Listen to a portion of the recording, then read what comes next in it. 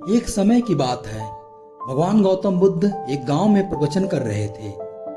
बुद्ध के प्रवचन को सुनने के लिए बहुत से लोग आए थे। वहां बैठे लोगों में बहुत से लोग ऐसे भी थे जिन्हें कुछ न कुछ परेशानी थी। लोग अपनी विभिन्न परेशानियों को लेकर बुद्ध के पास जाते और उसका हल लेकर खुशी खुशी वहां से लौटते। बुद्ध जहां पर प्रवचन कर रहे थे वहीं कुछ दूर पर एक आदमी बैठा हुआ था। गौतम बुद्ध के उपदेश शिविर में आने जाने वाले लोगों को बड़े ध्यान से देख रहा था। उसे बड़ा आश्चर्य होता कि लोग बुद्ध के पास तो बड़े दुखी चेहरे लेकर जाते हैं, लेकिन जब वापस आते हैं तो बड़े खुश और प्रसन्न दिखाई देते हैं। उस आदमी ने सोचा कि क्यों न वो भी अपनी समस्या को बुद्ध के समक्ष रखे। मन में यह विचार लिए वह गौतम बुद्ध के पास पहुंचा। लोग पंक्तिबद्ध खड़े होकर अपनी बारी का इंतजार कर रहे थे। वह आदमी भी पीछे जाकर लाइन में खड़ा हो गया।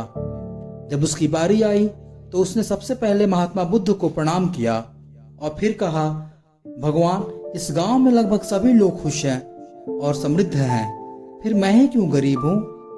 इस पर बुद्ध ने मुस्कुराते हुए कहा, तुम गरीब और निर्धन इसलिए हो क्योंकि तुमने आज तक किसी को कुछ दिया ही नहीं। इस पर वह गरीब व्यक्ति बहुत आश्चर्यचकित हुआ और बोला, भगवान, मैं तो बहुत गरीब हूँ, मेरे पास भला दूसरों को देने के लिए क्या होगा? मेरा तो स्वयं का गुजारा बहुत मुश्किल से हो पाता है। लोगों से भीख मांग कर अपना पेट भरता हूँ। भगवान बुद्ध कुछ देर शांत रहे और फिर बोले, तुम बड़े अज्ञानी हो।